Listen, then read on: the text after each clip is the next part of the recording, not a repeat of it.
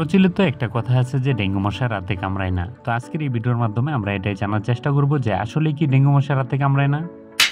Dengue বা প্রচলিত ভাষায় ডেঙ্গু ভাইরাসের বাহক হলো এডিস ইজিপ্টাই জাতের মশা। ভাইরাসবাহী মশার কামড়ে ডেঙ্গির জীবাণু একজনের শরীর থেকে আরেকজনের শরীরে ছড়িয়ে পড়তে পারে। তবে এই মশা কখন কামড়ায় এ নিয়ে নানা ধরনের মতবাদ রয়েছে।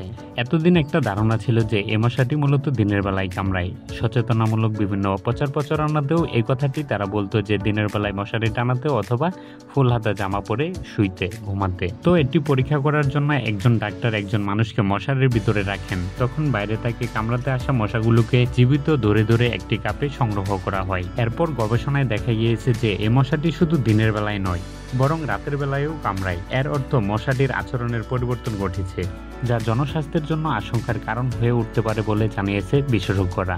এডিস মশা মানুষকে কেবল দিনের বেলায় কামড়ায় কিনা এমন ধারণা যাচাই করতে গত কয়েক বছর ধরে গবেষণা পরিচালনার কথা জানান কীটতত্ত্ববিদ ও জাহাঙ্গীরনগর বিশ্ববিদ্যালয়ের প্রাণীবিদ্যা বিভাগের অধ্যাপক কবিরুল বাশার।